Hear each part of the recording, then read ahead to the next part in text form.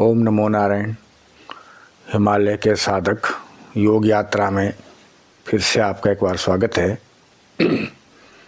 पिछले अंक में आपने सुना था कि किस प्रकार से मुझे बस यात्रा में एक उच्च कोटि के दिव्य लामा मिले थे और मेरे प्रार्थना करने पर वो मेरे घर आए और मुझे उन्होंने उच्च कोटि की साधना का एक चरण मात्र, उसके 3 चरण होते हैं यमांतक साधना के, तो उन्होंने एक चरण मुझे दिया था जिससे मुझे लाभ मिला था। और वो दोजेन लामा जी लगभग 2-3 दिन मेरे स्थान पे रहे और साधना के बारे में उनसे बहुत चर्चा होती रही, सत्संग होता रहा, तो बहुत आनंद आया। और दूसरे दिन उन्होंने दोपहर के बाद मुझे कुछ और भी साधनाओं की जानकारी दी, लेकिन उन्होंने कहा कि बेटा, मैं अब अन्य साधनाओं की दीक्षा और साधना जो है प्रैक्टिकल रूप में आपको नहीं बता सकता हूँ, क्योंकि कुछ मर्यादाएं हैं। यदि आपको ये सब सीखना है तो आपको काफ़ी साल हमारे मठों में रहना पड़ेगा और ये सब साधना सीखनी पड़ेगी। तो मेरे पास समय इतना नहीं था, लेकिन फिर भी उन्होंने मुझे मात्र जानकारी दी, दीक्षाएं नहीं दी, साधना नहीं दी, नहीं प्रदान की उन्होंने, लेकिन जानकारी कुछ कुछ दी उन्होंने। तो उन्होंने बताया कि हमारे यहाँ उन्होंने बोधिसत्वों की भी बात की कि हज़ारों की संख्या में आज भी दिव्य स्थान पर शंभाला में, ज्ञानगंज में बोधिसत्व साधना कर रहे हैं। और उनमें से 8 बोधिसत्व जो है वो प्रमुख माने गए हैं। उसमें पहले हैं अवलोकितेश्वर, जिनको अवलोकितेश्वर बुद्ध भी कहते हैं, लेकिन वो बोधिसत्व हैं भी और विश्व का कल्याण करते हैं। और मुझे कहा था उन्होंने, दोजेन लामा जी ने, कि पंडित जी बेटा, आप अवलोकितेश्वर साधना अवश्य करें जीवन में। तो मैंने पूछा था उससे क्या होता है, तो उन्होंने कहा उससे जो है करुणामय शक्ति आशीर्वाद देती हैं और समाधान करती हैं। और उसके बाद उन्होंने दूसरा बोधिसत्व के बारे में बताया कि वो वज्रपाणि हैं, तीसरे मंजूश्री हैं, चौथे क्षितिगर्भा हैं, 5वें आकाशगर्भा हैं, 6ठे जो है वो सामंत भद्रा है, 7वें सदा परिभूता है और 8वें जो है बोधिसत्व वो मैत्रेय जी हैं, जो भविष्य बुद्धा के रूप में भी उनको माना जाता है बौद्ध धर्म में। और वो इस समय जो 8वें बुद्धा है, जिनको मैत्रेयादि बुद्धा कहते हैं, तो वो अभी तुसिता स्वर्ग है एक, उस स्थान पे अभी भी वो इंतज़ार कर रहे हैं कि वो अवतार लेंगे और पूरे विश्व को एक दिव्य संदेश देंगे। तो इस प्रकार से मुख्य 8 बोधिसत्व है और उनकी भी यदि आराधना की जाए तो उनके भी आशीर्वाद हमें मिलते हैं। लेकिन उसमें प्रधानता उन्होंने कहा कि 3 तो बहुत महत्वपूर्ण है 8 में भी, और वो है वज्रपाणि, मंजूश्री जी और अवलोकितेश्वर जी। इन तीनों की कोई आराधना करते हैं तो उनको जीवन में जो है प्रोटेक्शन, रक्षा मिलती है। और मंजूश्री जी की आराधना करने से दिव्य ज्ञान, विजडम, विवेक प्राप्त होता है। और अवलोकितेश्वर, जिनको पद्म पाणि भी कहते हैं, ये पद्म मतलब कमल, लोटस उनके हाथ में होता है, तो उनकी आराधना करने से जीवन में करुणा, दया, प्रेम आविर्भूत होता है और दूसरों की सेवा करने का बहुत मन होता है कि दूसरों पर हम बहुत सेवा करें, दया करें, करुणा करें। इस प्रकार से उन्होंने संक्षिप्त जानकारी दे रहे थे। मगर उन्होंने मुझे साधना नहीं बताई, उन्होंने मुझे दीक्षा नहीं दी, क्योंकि उन्होंने कहा इसके लिए समय लगता है और योग्यता पात्रता के आधार पर ये सब दिया जाता है। मैंने कहा ठीक है। उसके बाद फिर सायंकाल भोजन करने के बाद फिर उनसे साधनात्मक चर्चा हुई और उन्होंने विस्तार से फिर बताया कि मैंने भी कुछ साधनाएं की है पिछले कई वर्षों से।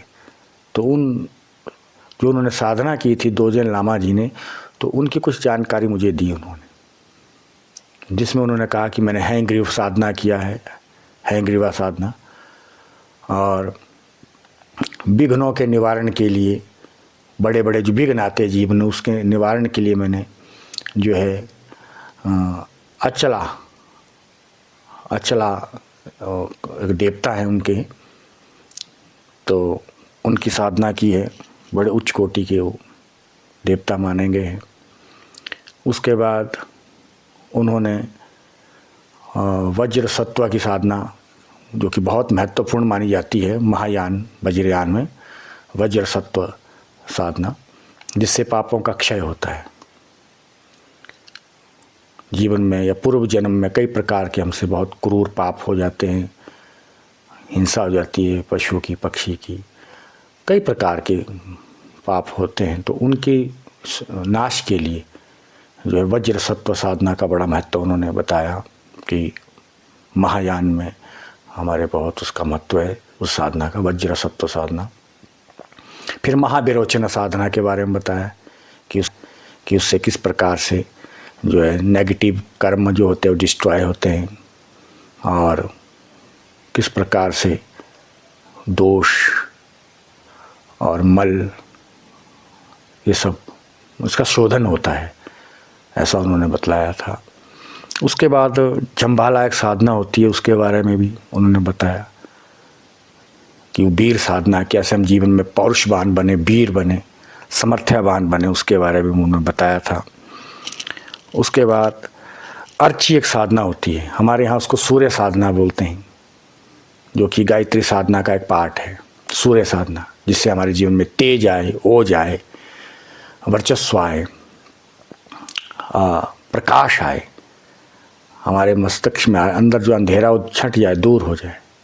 तो हमारे यहाँ भी है और बुद्ध धर्म में, महायान में जो है उसको अर्ची साधना कहा गया है। अर्ची देवता है एक, जो सूर्य भगवान का ही एक स्वरूप है, मगर वो बहुत ही उग्र रूप में उसकी आराधना होती है, तेज की प्राप्ति के लिए, प्रकाश की प्राप्ति के लिए और बल वर्धन के लिए वो साधना की जाती है। और उन्होंने दीर्घायु के लिए, जैसे हमारे यहाँ महामृत्युंजय महाकाल साधना के बारे में बताया था, ऐसी उनके यहाँ एक यमांतक साधना ही नहीं बल्कि और भी 4-5 और भी देवता या बोधिसत्वों की साधना ऐसी है कि जिससे दीर्घायु होती है, लॉन्ग लाइफ जिसको कह सकते हैं, आरोग्यमय जीवन। तो उसमें 4-5 साधना उन्होंने बताई थी। उसमें एक बताई थी उन्होंने अमित आयु साधना, अमित आयु साधना।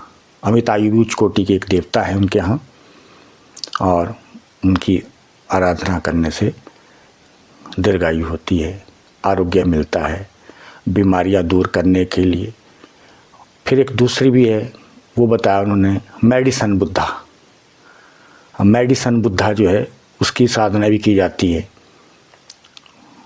जिससे जो है जड़ी बूटियों का ज्ञान हो और हर बीमारी का उसमें इलाज बतलाया गया है मेडिसन बुद्धा से। मेडिसन बुद्धा की आराधना करने से कई बीमारियां दूर होती है, तो वो भी उन्होंने बताया था। और बुद्ध धर्म में जो मोनेस्ट्री है वहाँ पर मेडिसन बुद्धा का जरूर साधना आराधना की जाती है, दीर्घायु के लिए भी, आरोग्य प्राप्त करने के लिए भी, और कोई बीमारी हो उसका शमन के लिए भी, ऐसा उन्होंने बताया था। और उसके बाद उच्च कोटि की एक और साधना है, उसका नाम है उनिशा विजया। ये साधना भी की जाती है। उसके बाद भगवती तारा की, जो उसको ढोलमा बोलते हैं, भगवती तारा की भी उसमें लगभग 25 रूप हैं, तो उनकी भी अलग अलग है। रेड तारा है, वाइट तारा है ना, ग्रीन तारा है, येलो तारा है, ऐसे ऐसे कई भगवती तारा के कई रूप हैं, उनकी आराधना की जाती है। तो इस प्रकार से दोरजेन लामा जी ने बहुत सी जानकारी दी, लेकिन जितनी भी साधनाएं बड़ी उनकी दिव्य हैं, अलौकिक है, जिससे जो है मानव जीवन में जो है बहुत रक्षा होती है हर प्रकार से, और बल, तेज, वीरता, साहस, शौर्य, आरोग्यता, धन, ऐश्वर्य, इसके लिए भी साधना है। और महातारा जो है विजडम प्राप्त होता, उससे बहुत ज़्यादा ज्ञान की देवी मानी गई है महातारा, और ऐश्वर्य भी प्राप्त होता है, और कर्म करने की शक्ति भी प्राप्त होती है, क्योंकि भाग्य के भरोसे बैठना वो बुद्धिमानी नहीं, इसलिए पूरा एक साधनात्मक क्रियात्मक पक्ष है। तो दोरजेन लामा जी ने मुझे वो बतलाया, और उन्होंने शंभाला का भी जिक्र किया था, जिसे सिद्धाश्रम कहते हैं, ज्ञानगंज कहते हैं, कई नामों से वो दिव्य भूमि पुकारी जाती है। उसके बारे में एक अलग से वीडियो बनाएंगे कि क्या है शंभाला, ज्ञानगंज, सिद्धाश्रम, जो हमने महापुरुषों से सुना है, उच्च कोटि के सिद्धों से, उच्च कोटि के लामाओं से, और उच्च कोटि के जो जैन धर्म में साधक हैं उनसे भी हमें श्रवण करने को मिला है। तो उसकी अगले क्लिप में जानकारी आपको देंगे। तो इस प्रकार से, और काल चक्र पर उन्होंने बड़ा फोकस किया था, क्योंकि तीसरे दिन दोरजेन लामा वापस जाने वाले थे, क्योंकि उन्हें जाना था फिर लद्दाख की ओर। तो उन्होंने तीसरे दिन मुझे बताया कि बेटा काल चक्र साधना जो है, काल चक्र पूजा, काल चक्र जो विधान है, उसकी प्रैक्टिस अवश्य करनी चाहिए, मगर बिना गुरु के नहीं। जो भी साधनाएं हैं वो बिना गुरु के कभी भी फलित नहीं होती, क्योंकि गुरु ही उसके विधान जानते हैं, विधि जानते हैं। तो काल चक्र पर वो इतना कह गए थे बस, ज़्यादा। उसके बाद फिर मैंने उस पर थोड़ा थोड़ा रिसर्च किया कि सिद्धाश्रम शंभाला जाने के लिए ज़रूरी है काल चक्र की प्रैक्टिस की जाए। उसका पूरा एक विधान है, उसका पूरा एक मैप है, उसका पूरा एक मंडला है, उसका एक पूरा सिस्टम है। लेकिन मैं उसमें छोटा था, मुझे उतना ज्ञान नहीं था कि दोरजेन लामा जी अपने आप में एक महान साधक है, महान विद्वान है। लेकिन उन्होंने कहा कि अभी मेरी भी काल चक्र साधना रिसर्च चल रही है, अभी मुझे भी शंभाला में एंट्री नहीं मिली है।